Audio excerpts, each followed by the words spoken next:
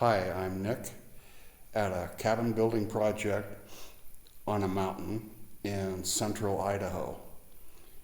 In this video, I'll finish laying the planks on the floor. This is where I left the floor project last fall, so the oil-based polyurethane had all winter to cure.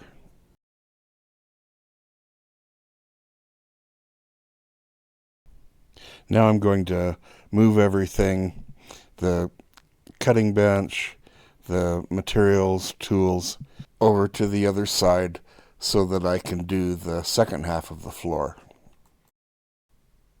This unfinished section will be an L-shaped cutout for a stairway into the basement later on. I just left the subfloor in place because I didn't want a dangerous hole to be working over. This is my material stack. It's 14 foot, 1x8 fir. The lumber is well seasoned, but I made a mistake of placing this sticker stacks too far apart. They're on about 40-inch centers. I should have gone with about 24-inch or even 16-inch centers. My sticker stack spacing allowed the wood to still cup. The lumber cupped both up and down in between the sticker stacks. So it's easier to work with boards that are all perfectly flat or cupped one way, but I've got a real mix here, and I'm dealing with all that. This stack started out about this tall originally. I'm working my way through it. I bring the boards up here, pile them on my workbench here.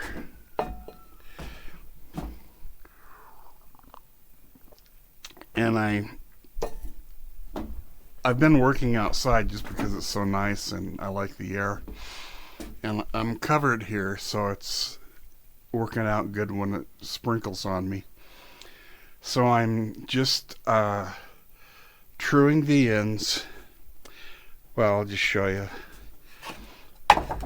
On this board, I'm going to get rid of that crack, and I'll probably get rid of this knot because I can see how this board flares out right there. This is my saw guide, and I'll set it about 1.5 inches to the inside of where I want to cut it. The square will keep everything straight for me. And then the saw guide is so that I have a perpendicular straight edge to follow before I enter the cut, and to keep going as I leave the cut. And I want something under the end of the board so the saw can't just flop to the side.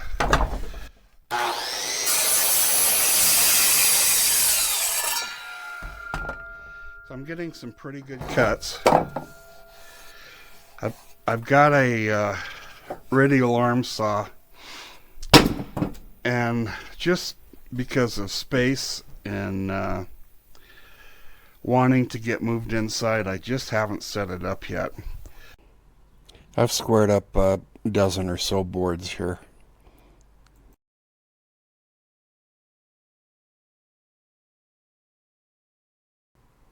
Some of the boards I have to cut bad sections out of.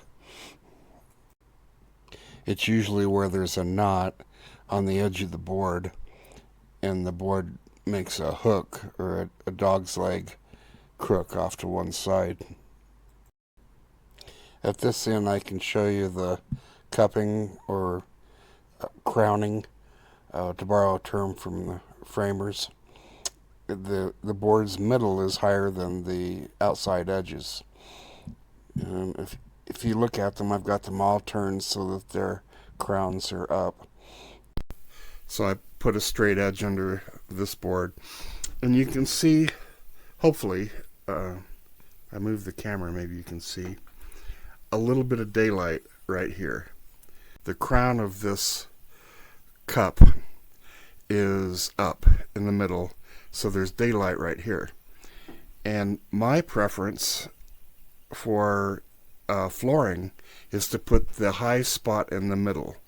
In fact, I think it adds a little character to a rustic plank floor to have a little bit of that crown. If the board were turned this way, these edges would be high and the middle would be the low point. And the problem with that is that then you've got an edge on your floor sticking up, and your shoes can rub and bump that edge. Now I'm going to start sanding. I'm going to go through with a belt sander first, and the belt sander is just to break up the surface. There's a dense outer covering on the boards now just from their seasoning. If I pour water on them, the water actually beads up a little bit because of that dry, hard coat. Well, I'm going to bust that up with a belt sander. I like to keep the belts fresh, sharp, moves along a little quicker. This belt's still serviceable. I'm using a 40 grit for the belt sanding. Usually need to true up the rollers after putting a new belt on.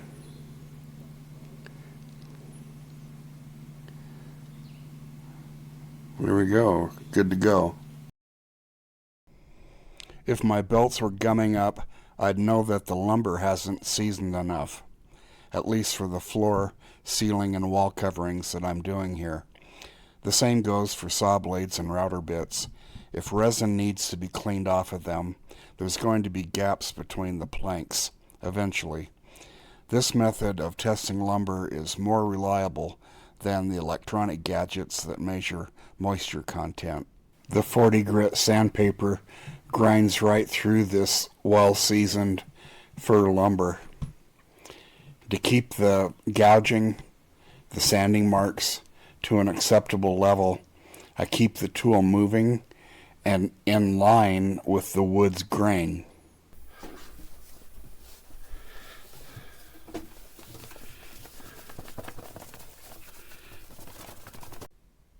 The more pronounced the board's crown, the less contact the bottom of the sander can make with it, requiring far more back and forth arm motions, repositioning the sander to make contact with the entire surface of the board. I'm using the belt sander to knock the glaze off both sides of the board so they will both accept my borax treatment. After the belt sanding, I've been going over the board's top surface and both edges with a random orbital sander. I'm still using 40 grit sanding disc.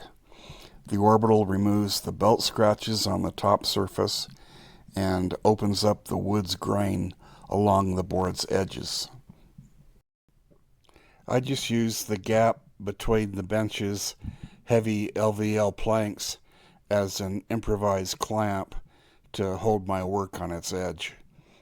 I just, whoops, dropped my sander. I just pushed the board up, part of the bench up against this part, and the edge is exposed to me. This requires a little more finesse. I want to knock off the bluing or the grain off the edge and treat it with the borax too. And I want the boards to fit together well when I put them down on the floor. The trick to this is reading the wood. I know that sounds funny. It's not like reading tea leaves, but it is like a mechanic that reads spark plugs. There's little things you look for that mean a lot to someone that's that does it often. So when I don't want to leave the sander in one place for a long time, I want to try to keep the sander near the middle, resting flat on the board. In fact, I'm actually holding it like this. So it's just the weight of the sander on the edge, and I keep it moving. I don't want to put a dip in the board. That'd be a problem spot. The way to tell that I've got the sander parallel with the edge of the board is to read the wood. And what that means, or I'll just show you.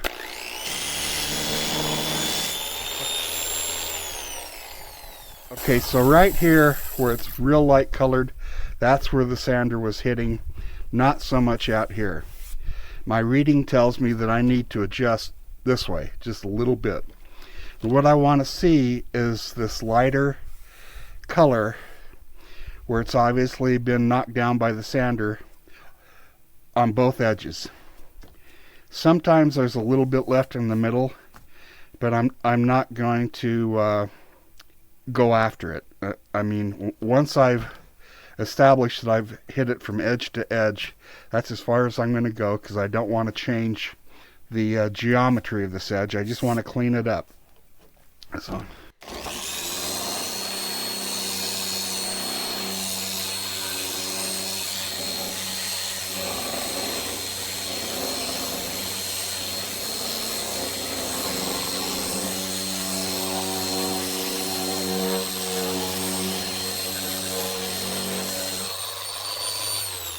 you can see on the leading edge of my sand that I'm hitting it both out here and in here.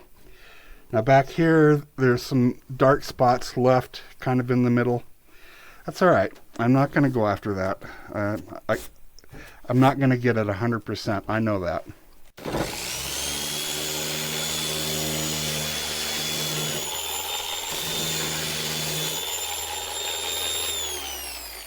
Here's another example where the sander is striking out here and on the inside. That's just what I want.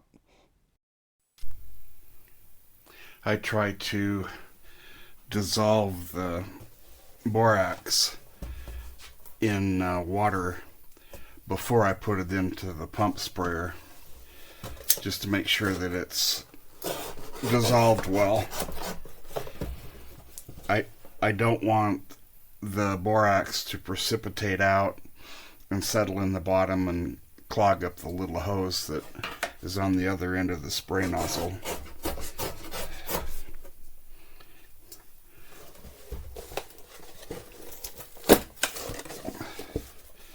So I usually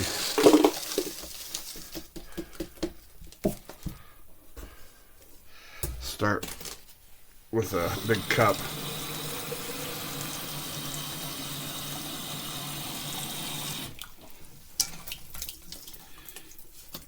Break up those chunks.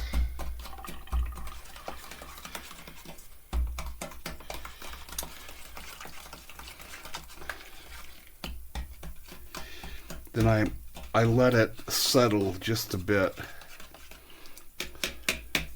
before I pour it in the sprayer to let the borax that's going to precipitate out do it in my cup. So what I'm pouring in the sprayer is hopefully what will stay in an aqueous solution, not plug up my sprayer. Borax is an evaporative mineral that we scoop right out of the ground. Look any place that it's mined or stored and nothing grows. Test for yourself. Treat part of a board with it and leave the board where fungus usually grows on wood. Or simpler, just sprinkle some borax on a patch of your yard where you don't want anything to grow. This natural characteristic as a herbicide makes borax an effective preservative for wood fungus. It's not my first choice for outdoor applications because the mineral tends to get flushed out of the wood. But for this interior work, it's just fine. The trick for a woodworker is to get it into the wood. That's why I use an aggressive sanding belt to open up the fiber surface of a dry board so that it'll soak in water saturated with the borax. I'm converting my floor planks into cellulose wood fibers that will no longer support wood fungus. That's something that'll plug up my sprayer.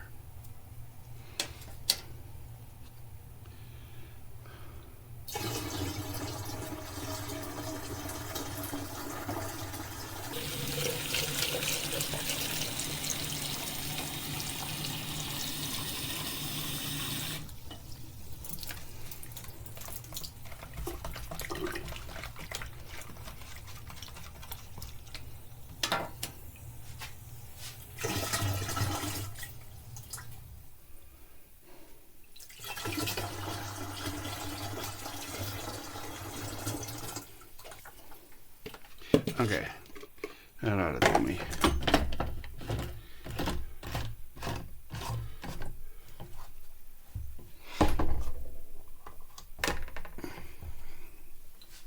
This is the back side of the board. This is the finished side. And the back side of these boards and their edges and ends, I'm going to treat with my borax solution. So I don't want this black stuff to keep growing. I'm going to ruin their environment.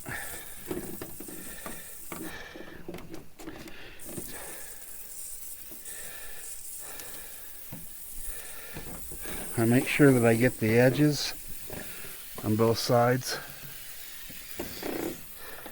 And I want to give them a good soak of this borax because I want to stop all of that activity. This borax does a darn good job. I've experimented with it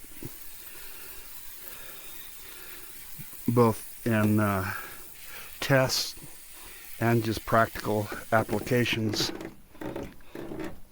And nothing grows after I spray it with this stuff.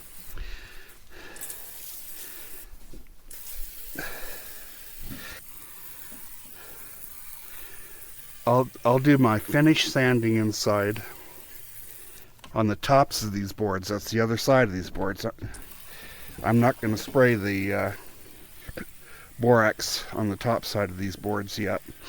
But after they're in place, nailed down, and I go over the floor one more time with that jitterbug, or not the jitterbug, the random orbital sander,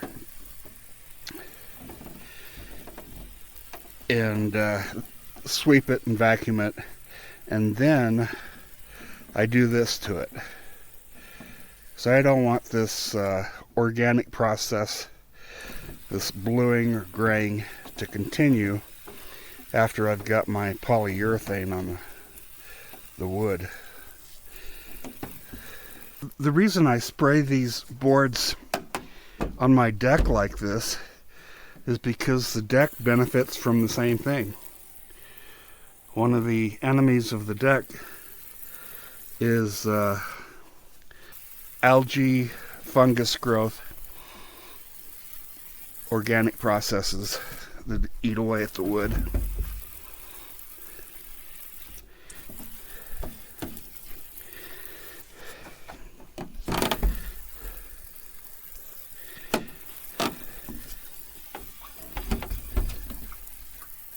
I give them a pretty good soak.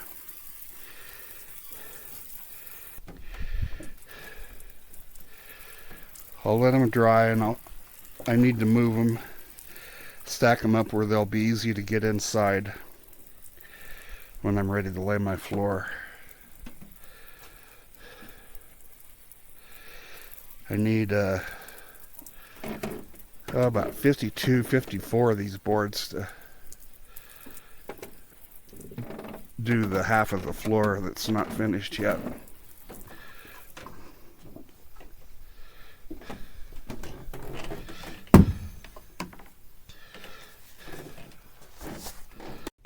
After these planks were sanded and treated, I placed them in sticker stacks 16-inch on center with weights on top. The seasoned lumber still flattened out about 50%. If I had more time, they may flatten out completely. I placed scrap bumpers on the leading edge of the finished half of the floor to keep it from getting buggered up while I moved everything over from the unfinished half.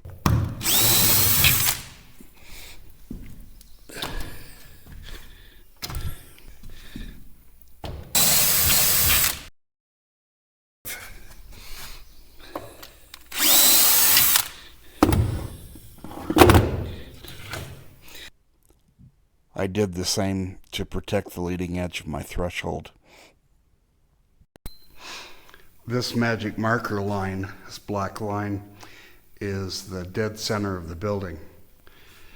I put this line down right after the floor deck went in, and I made sure that the planks came up parallel to that line, and the line goes through the building and it's picked up over on this side. And this plank, this last plank over here, is also parallel to that black line, and it's the same distance back from it. To get the leading planks lined up with the center line, I had to rip long, narrow tapers. If you're interested in the cutting bench, check out one of the videos that I've uploaded on making tongue and groove, or another one titled Straightening Long Crooked Boards with a Circular Saw.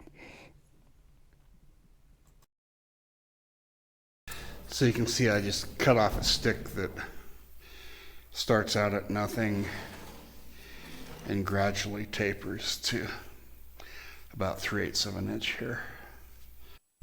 So I picked out a fairly straight plank and laid it out next to where it's going to go up against this board, the last one that I did last fall. But you can see that it's bumping into this center post, and this hardware won't let me go in that way. So I need to slide this board that way 4 1/16 of an inch. That's what it looks like to me.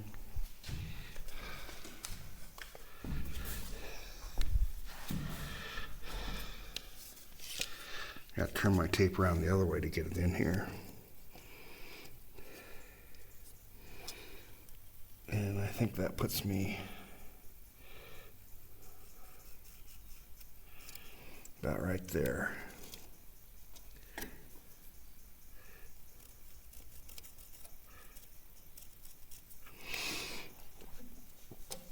So I'll measure over 4 1/16.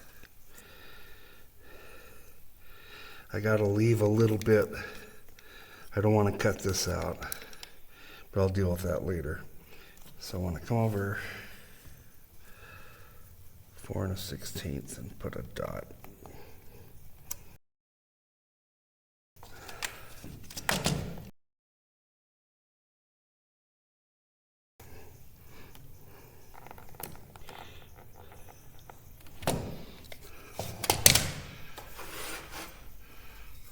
Straight edge here.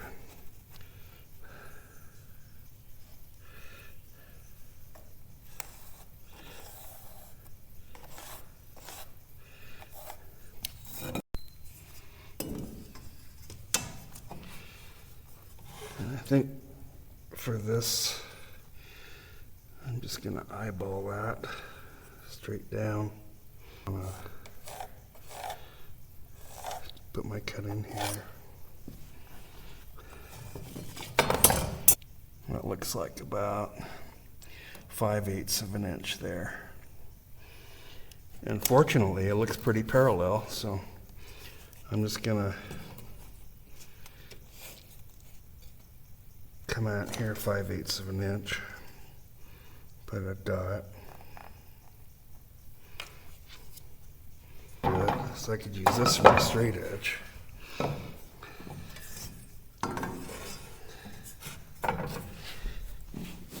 knee pad's always in the way. So I'll use this for the straight edge, or the perpendicular edge. Put that there. And I'll put the stick there. And that should be pretty perpendicular. And that's for this cut.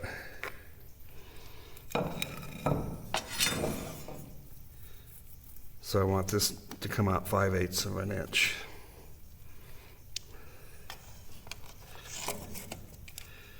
So I'll bury 4 inches and put a mark at 5/8.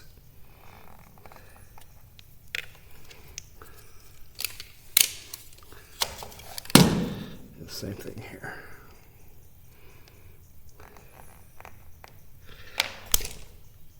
Got him. That's a skeeto. That's the size of skeetos we grow around here.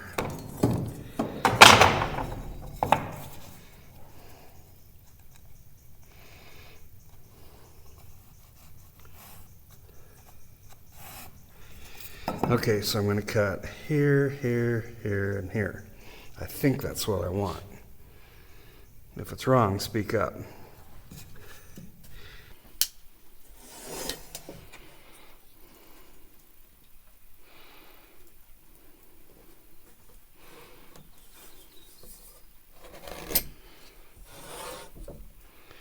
Gave myself a scratch mark to follow to get into this cut.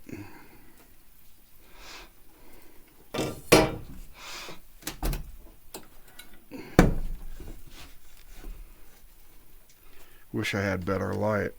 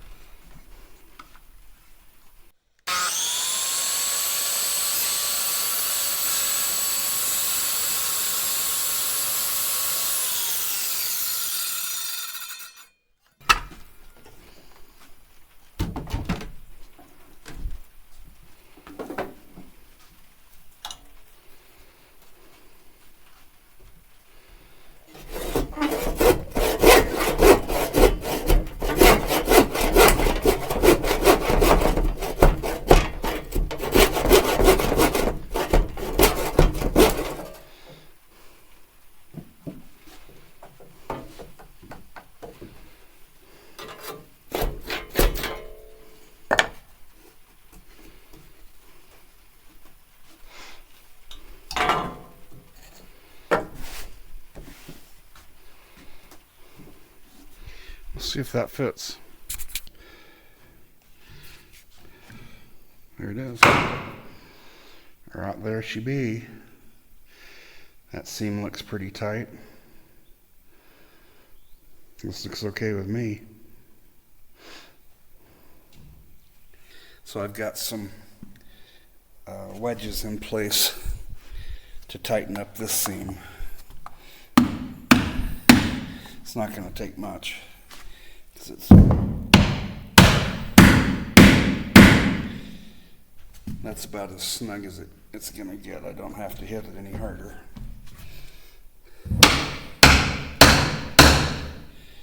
Just want to make sure it's snugged up there before I put nails in the floor.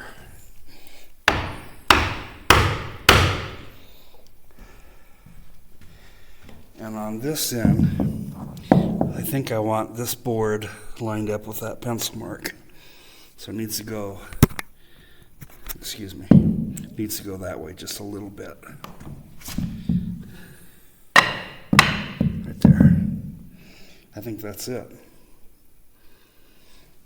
And I think you know what I might do is I might not put a nail in this end until I have this board in place to make sure that this new leading edge is going to be lined up on both boards.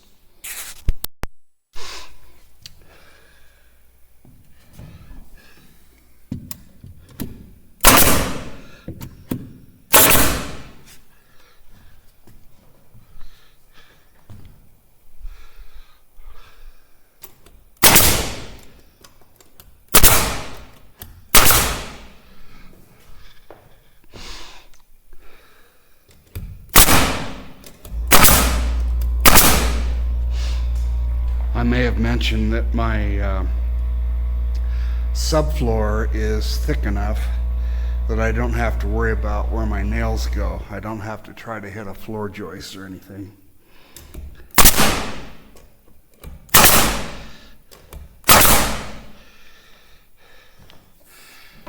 And so for my pattern, I'm just trying to line up with a wall stud and putting nails in every 24 inches.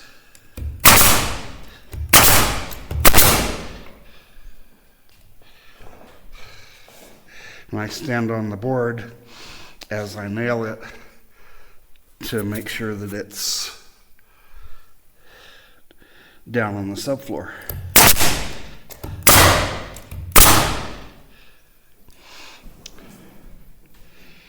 And I'm gonna nail this one after I get the next piece in line to make sure that their leading edges are lined up okay.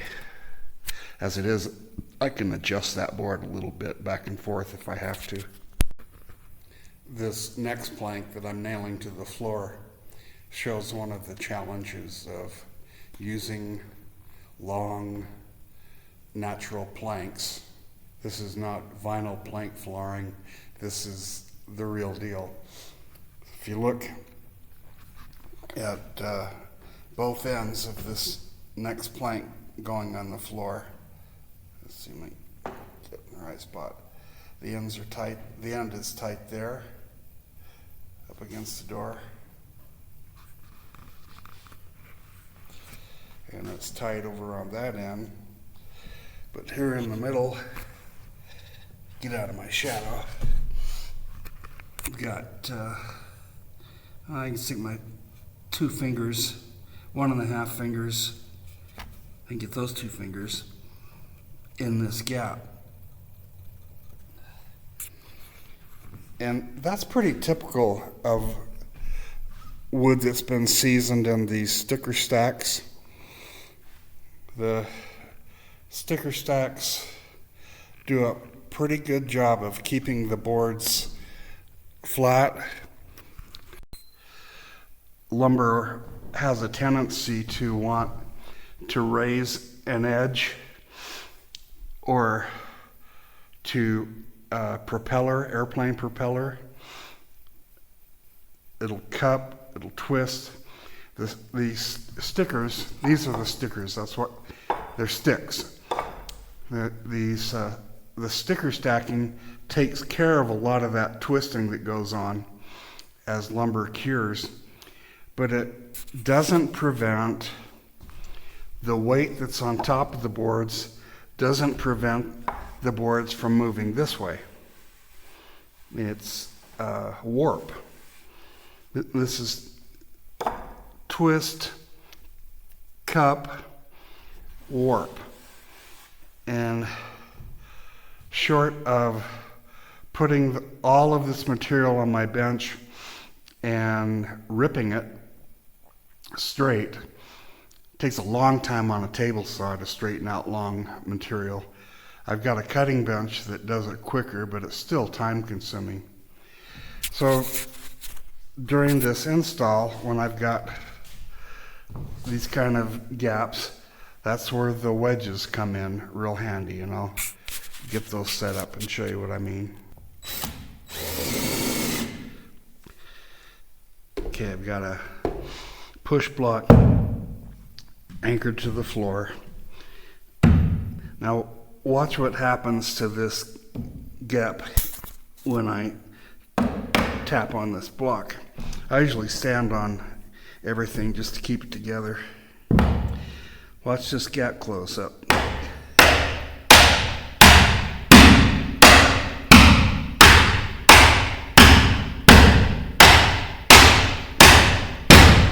Probably don't want to miss and hit my foot.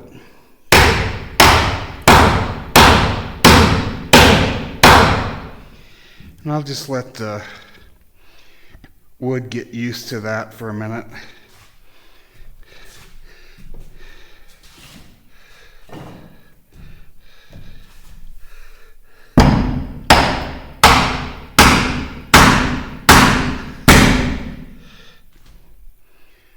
See, I'm tight here. And I'll probably need to put a wedge right here and try to push that together a little bit from about here to here. I can improve that gap a little. And I can get a little more out of this too. Still have a 1/16 of an inch right there.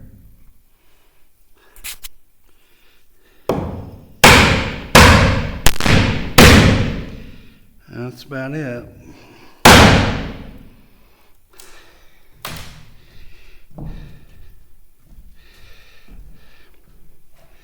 Tight here, and I'll probably put a wedge here. Got a 1/16 of an inch there I can close up. So the board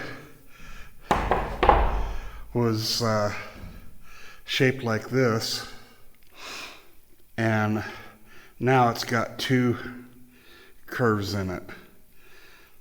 Pushed it together here, and now I've got to push it together in between these wedges and the ends of the board. It's kind of S-shaped now. So I added a couple more wedge sets here. This was the first one I put down, and then here. And now you can see that the seam here is tight all the way down the board.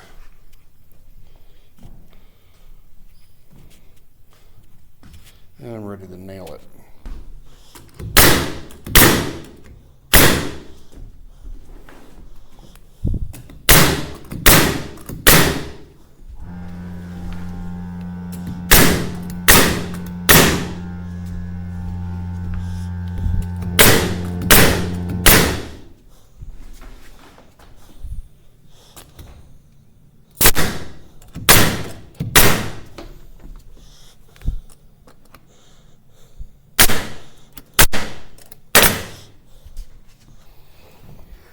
And ready for the next board. And the beat goes on.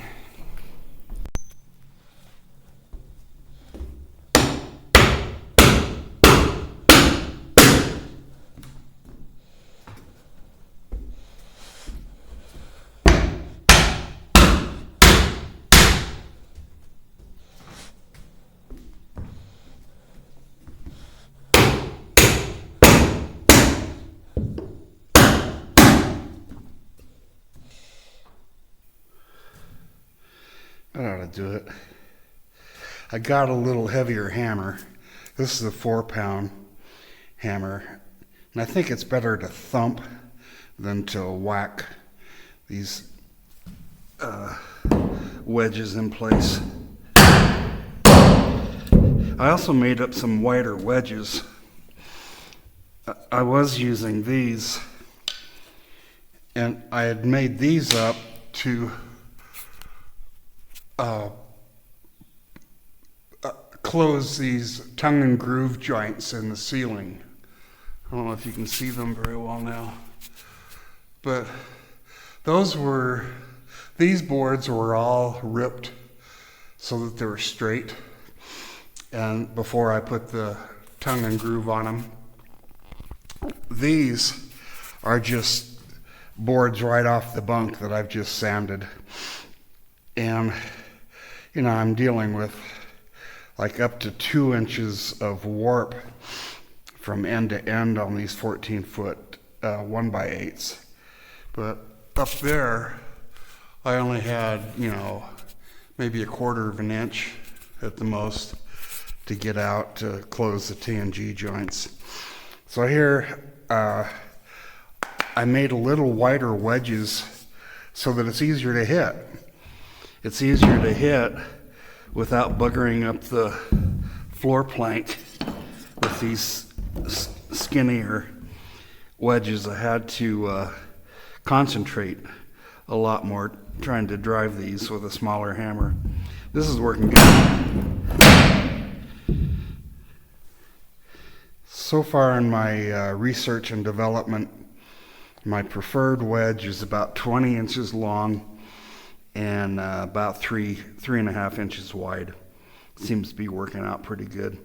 And I'm continually amazed how well my anchor blocks stick to the floor. I'm not even running these screws all the way in. It just takes a couple screws. This is 1 1/8 inch OSB, and it gives me plenty of holding power for these blocks. Tied at both ends, and about 1.5 inch gap in the middle. And notice how this end grain is tight here, but open 1/4 of an inch here. And you'll see as the crook gets pushed out of the board, that end grain will square up.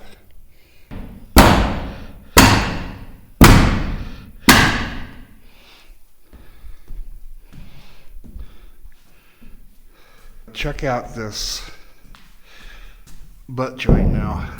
You can see how it's too wide. I need to tap this board that way. But look how it's squared up. The two the ends of the boards are squared up to each other now, instead of the way it looked before. This last row of planks put me up close to this seam in the subfloor, and this seam runs square to the building. I was careful when I put this subfloor down so that everything was lined up, and I've got a good visual now between this line formed by the seam and this edge of the last row of planks. I don't have to make any adjustments. I can just keep right on trucking here. This battery was in the drill when I left here last fall. Stayed in the drill all winter. And I came up and I've been using the same one for about 1/4 of the floor. I'm very pleased with this drill. I'm not any kind of a product sponsor, but when a tool works for me, I don't mind.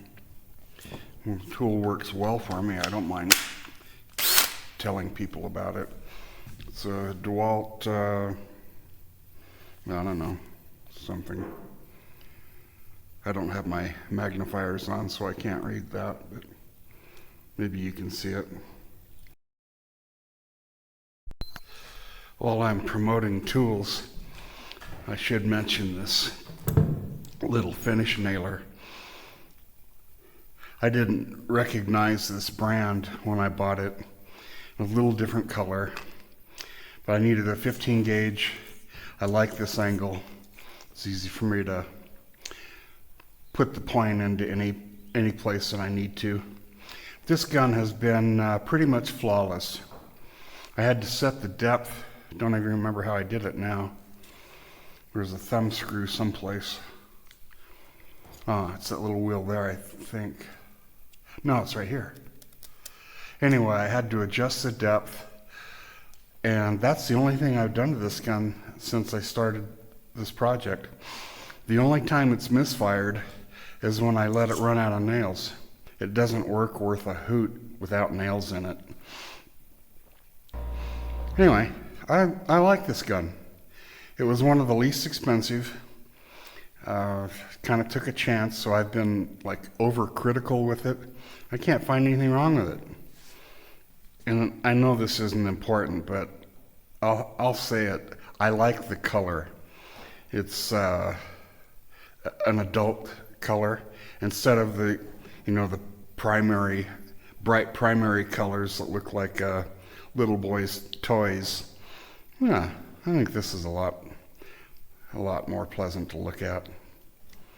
There, I've done my commercials. If anybody tried to pay me for a commercial, I probably wouldn't do it.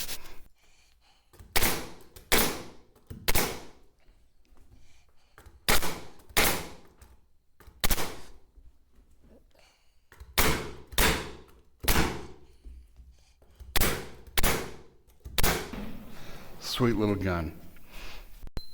Moving along with the floor planks pretty well. I need to take a break for a doctor's appointment in town. And looks like I'm a little over 3/4 of the way through with the floor. You can see the wedges and blocks along that last edge. I'll unscrew those and continue on when I get back from my doctor's appointment. Well, you can come in if you want. It's just a new floor. Come on. Come on.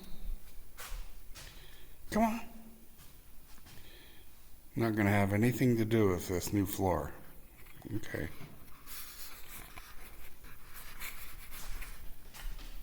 Good morning. Last night I got most of the planks laid up to the next to the last one, and it looks like I came out pretty well. To me it looks like this baseboard in the exterior wall is running pretty parallel to the next to the last row of planks there.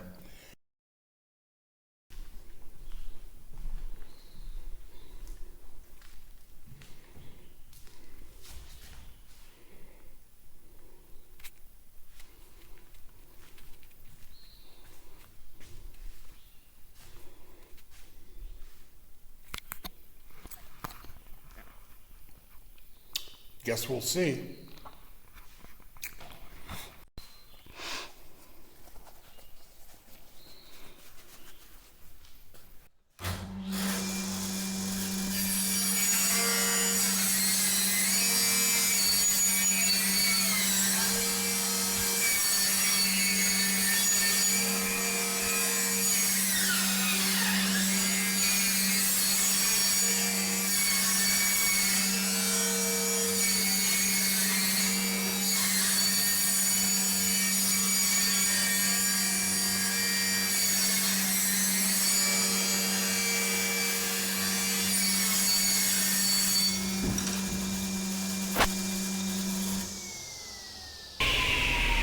Yeehaw, yeehaw. Got to use the table saw. It's been a while.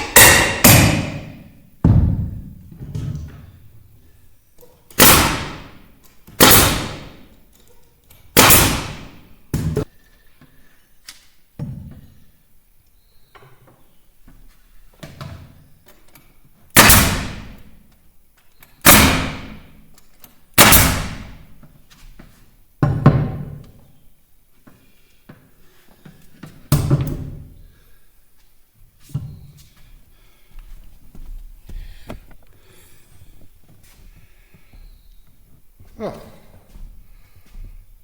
all the floorboards are down.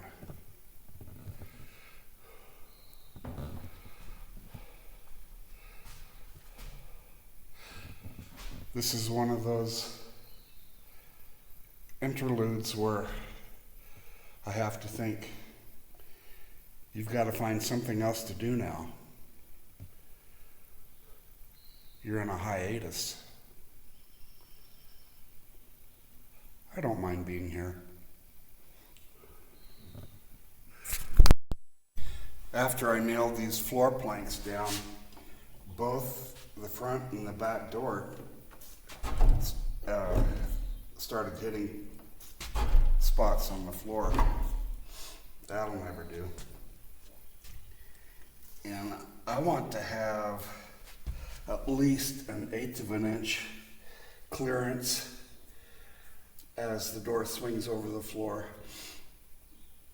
because the wooden door and the wooden floor are going to swell and contract with changes in temperature and humidity. So I've got a 1/8 of an inch spacer, and I'm using it to mark where I want to drop the floor a little bit. I'm okay out here, but I start to bind right there.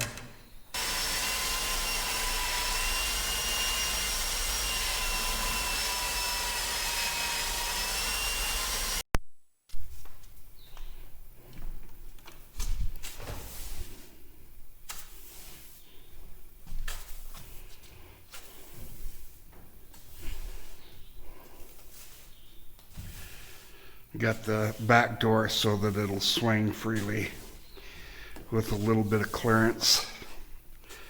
Got to thinking that this polyurethane that I'm putting on the floor must have some thickness to it. So any place that the door is real close to the floor, it could be a problem. So I made sure I had some clearance. Actually got into some of the floor that I'd already finished last fall. I sure hope I can get this polyurethane to blend in okay so it doesn't look like a patch. We'll see how that goes. But it opens just the way I want it now. That's how I'm doing the last sanding on the floor. I'm working about a 40-inch swath, backing up as I go. I put some clamps on the wall to make it easy for me to make a visual check that I'm staying in the right lanes. I started over here, and I'm working my way this way. I'm about halfway through. I've done everything I can to be as comfortable as I can. I got my earplugs in, my mask, my knee pads, eye protection, and getting her done. Good old-fashioned work.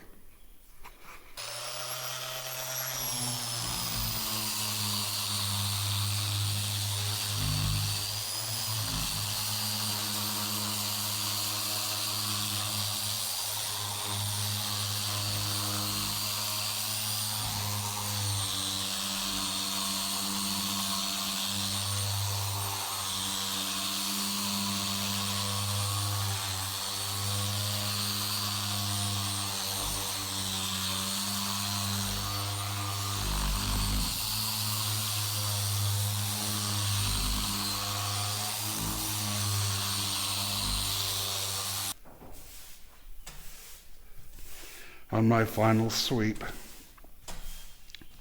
watch what happens to this crack between the two boards when I sweep across the boards, moving the sawdust over the crack.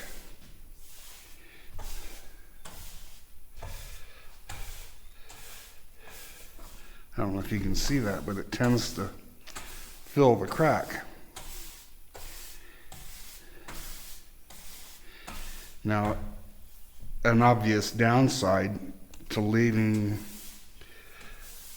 sawdust on the floor, even in between the cracks, is if the roller picks up the sawdust and spreads it across the floor, and that gives me those little bumps. But I'm gonna try it.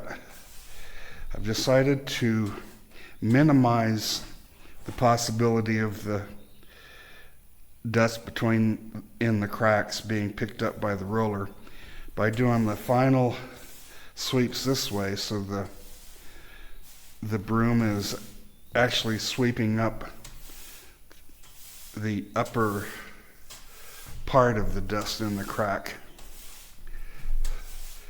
So I'm finishing up my sweeping with, here's another crack.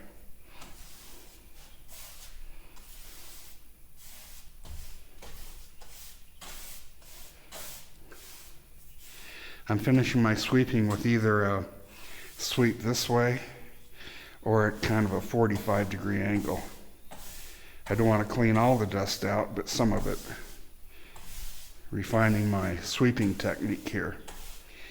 And I may also modify my roller technique, primarily not pushing too hard on it, not pushing down to where the hair or the fur of the roller is being pressed down into the crack, but pretty much gliding over the top of it, rolling over the top of everything.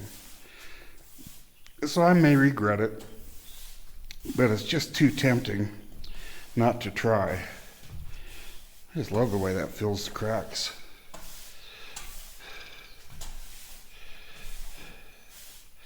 And I figure the worst that can happen is that I'll have to, after the first coat of polyurethane, I'll have to go over the floor with a light fine sandpaper and knock the dust bumps down. See how it works out.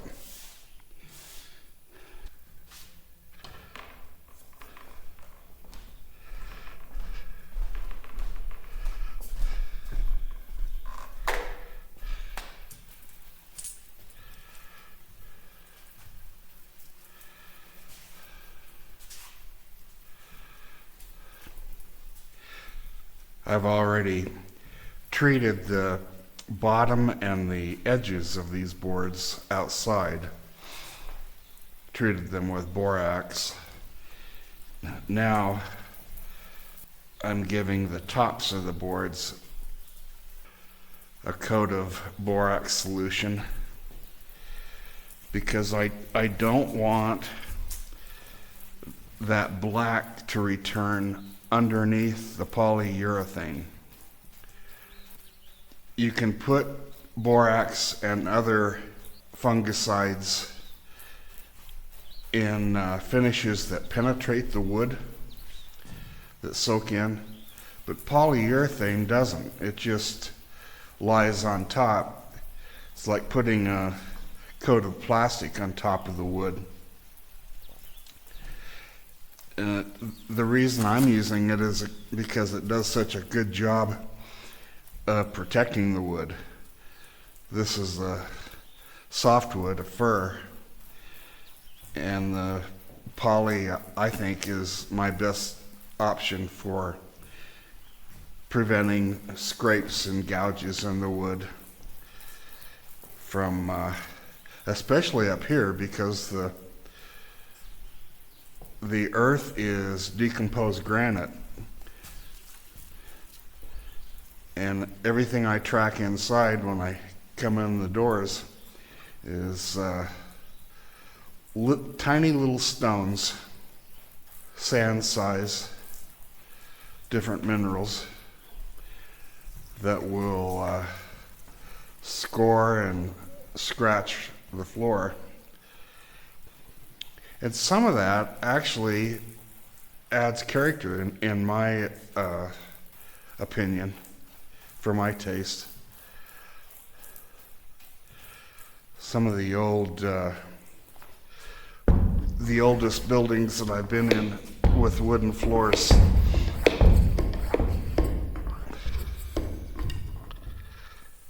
that are all worn and weathered. Well, not weathered, but worn, are some of my favorite floors.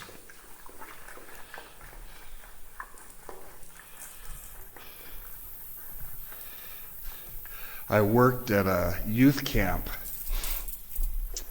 for 5 years, and the first cabin that I stayed in there was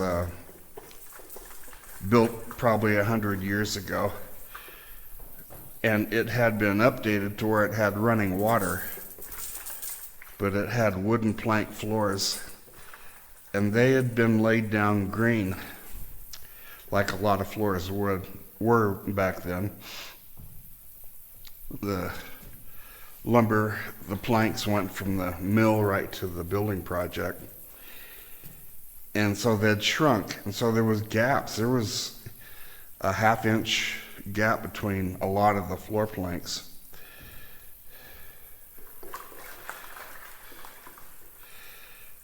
And they just filled with pine needles and dirt as I swept the floor. That's just the way it was. And I love that floor. It felt so earthy and so homey. But I suspect I have different tastes than a lot of people. And that's probably because I haven't always lived in a city. There. I can see where it's already dry where I started. So I'm gonna let this dry and come in and put the polyurethane on it. This is pretty exciting.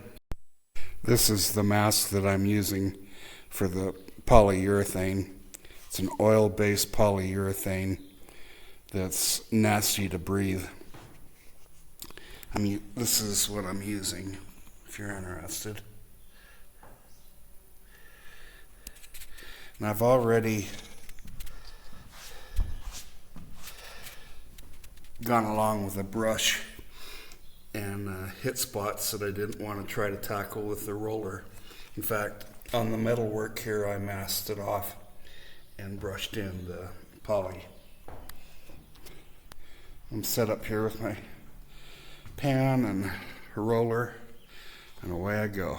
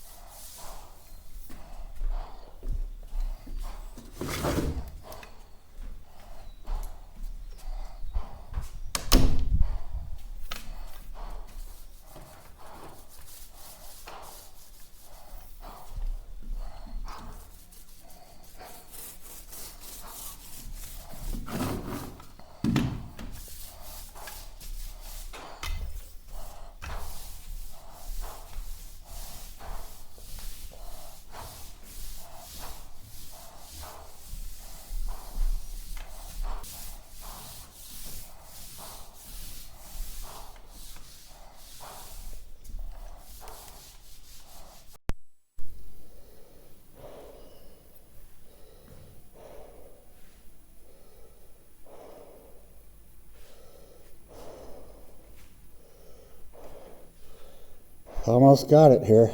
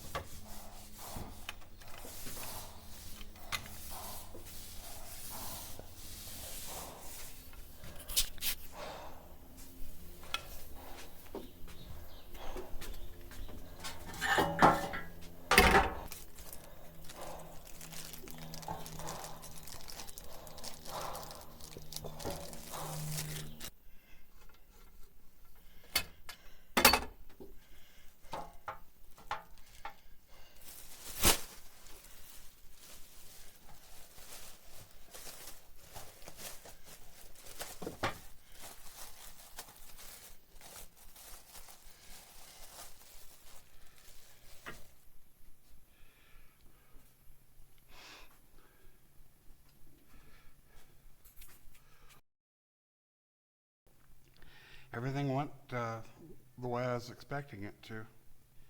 I'll know more after it dries. I think it's going to get a little bit lighter and less shiny, more like the first half of the floor is. So I'm hoping it's going to blend in okay. I used the same finish that I used on the first half of the floor, same identical product, so it should dry and look about like the first half. We'll see. I've got all the doors, or all the windows, excuse me, open.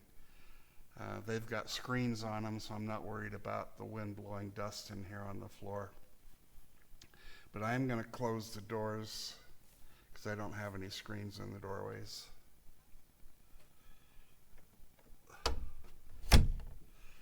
And we'll take a look at it tomorrow. I put the first coat of oil-based polyurethane on the floor about this time yesterday. The air inside is still toxic, so I'm going to put my mask on here in a bit and put the second coat on it.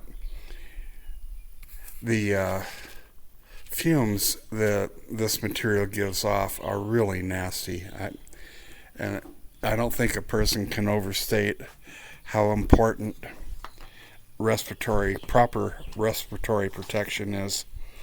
I use the COVID mask routinely for dust when I'm cutting and sanding, but they're not adequate for this business with the polyurethane. The masks that work have a set of removable cartridges, and they're rated by some government agency, and it's important that you choose cartridges that are designed for vapors. It's a big difference between these masks and these masks. No comparison. So anyway, I'm being real careful with my lungs, and I'm not going inside until I've got respiratory protection on. Still a little glossier on that side. I think this will catch up to that with a couple more coats of poly. That I'm also very pleased with the gaps that I swept the sawdust into. I had very little trouble with the sawdust getting picked up by the roller. The only times that happened is when the roller was pretty darn dry and I was pressing on it to, get all of the polyurethane off of it that I could, and it would pick up stuff out of the gaps, pick up dust. What happens is if we take a look at a cross section, let's say this is the subfloor, If you look at a couple boards laying on the subfloor and they've got a gap in here, and I swept sawdust in here, so it gives the poly a place. I coated the floor with poly, and it kind of bends down and then continues back up here. This sawdust made for kind of a bridge to keep the poly from just draining down, and I suspect that as I keep going over it, this is going to fill more and more with my second and third coats. If I have enough for 4 coats, I'll do that too. But that's worked out well. I don't hear much about it. I suspect it's because floor installers don't want to admit that they ended up with cracks between their boards.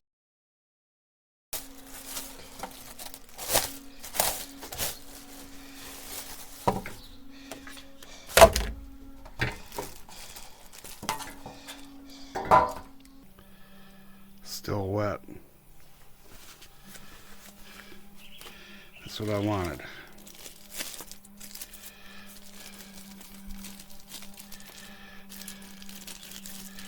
A little bit of plastic covering is a lot simpler than trying to clean this roller and pan every time I use it.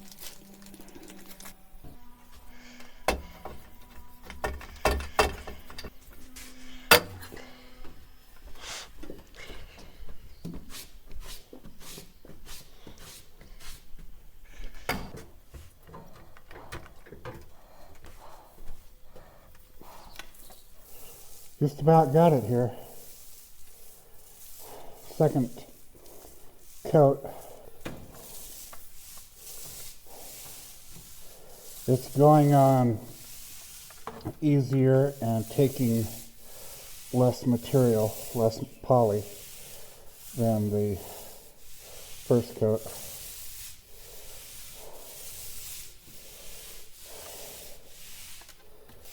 I was kind of working my way out the door here.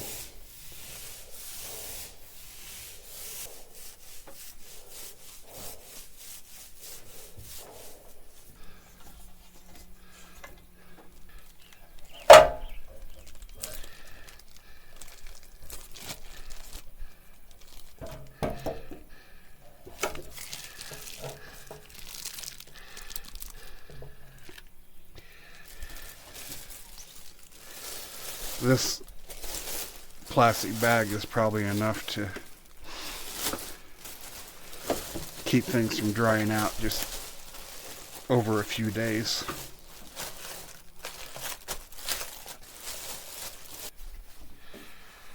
Well, that's it for another day anyway. I'll leave this open to air out overnight. I'm getting set up for coat number 3 of the polyurethane. So far I'm really liking what I see. I'm very pleased.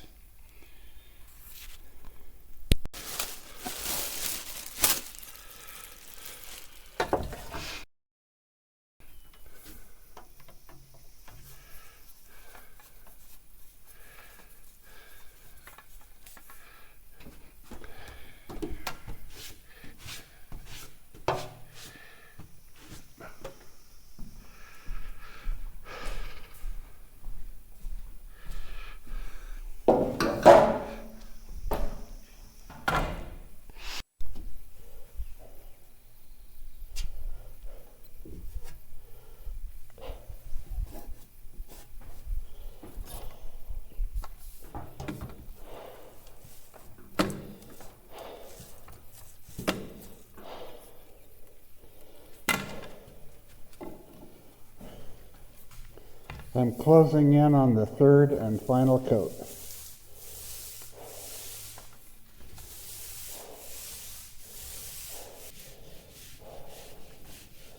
Go over it a little more.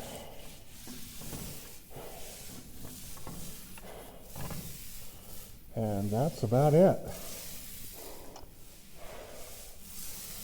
I'm gonna prop both doors open.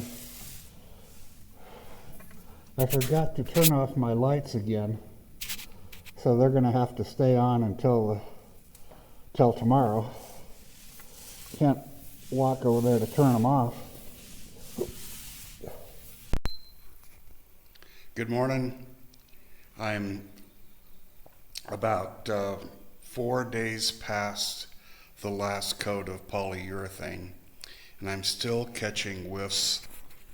I've got every door and window open. Even took the screens out on some of the big windows to encourage the air movement. Got the doors propped open. And I'm getting ready to cover this wall. Before I cover the floor with tools and materials, I wanted to show the floor off to you. I'm very pleased with what I ended up with. Some of the things that I worried about and mentioned earlier in these videos, I wanted to go over just for the educational value. This seam that my foot's on is where I ended up. That's the center of the building. That's the center post over there.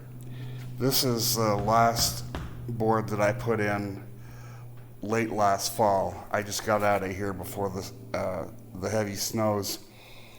I got half the floor done, including the polyurethane, and left it here. And I was worried about the new boards blending in and matching the finish.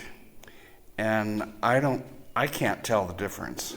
I realize I could be biased because it's my project, but that just was a non-issue.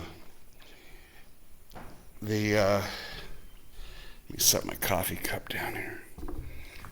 Get a pointer. The area under the door, remember I couldn't swing the door because it was rubbing the floor in here, and I ran the belt sander over. Well, I took the floor down all through this area that the door swings over, and I was worried about where I ran the belt sander over the previously finished floor, if it would show, and it does.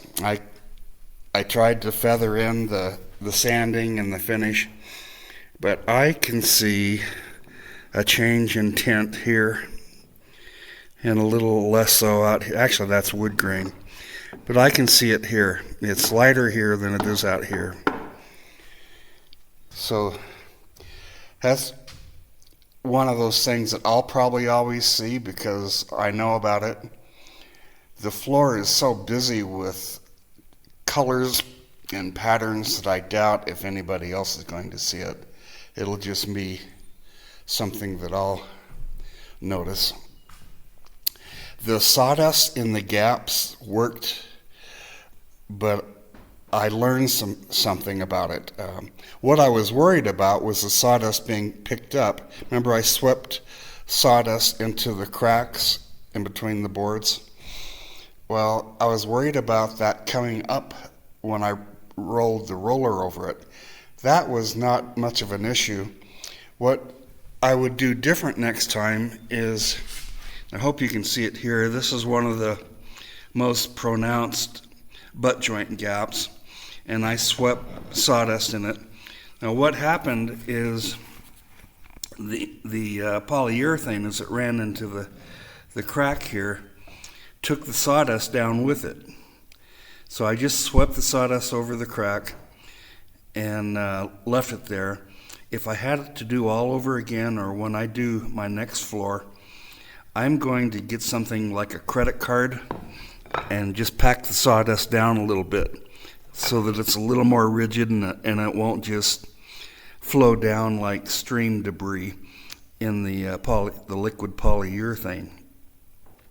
It's better, it's probably less pronounced than it would have been if the gap had gone all the way to the subfloor, but I could have improved it. I could have done a better job. You can see where the sawdust filled this gap here. And it, the dust is the perfect color. It came right off the same material. And it's right there. You're sweeping the floor anyway. So I found it to be very useful. And the next time I use it, I'll be better with it. I'll pack it down in the cracks a little bit before I roll the poly over it. So I can see the crowns in some of the boards. That's another thing I had to deal with. And that part I like. The floor has some character. I mean, it looks like a cabin floor. All the imperfections, for this application, for this rustic mountain cabin, I like everything I'm seeing here. It's in an age where we've got engineered wood floors, vinyl floors, vinyl panel floors. Everything's perfect. Everything's perfectly flat. You'd never see a crack between the boards. And in my aesthetic value, it's a big plus here. To me, I love this. I like looking at it, and it feels like a cabin, and I wouldn't change anything. This is a quick post note for my floor video, and I wanted to show you how the floor is holding up. I'm putting some boards on the wall back here, and I set up to work right in front of it. And so I'm getting to know this floor pretty well. I've made a mess and swept it up and repeated that process some. Now I've been dropping things on it, mostly boards and tools. I dropped one heavy C-clamp somewhere, and it put a small dent in the floor. But I can't find it. I was going to show it to you. But for the most part, it's pretty rugged. It sweeps nice.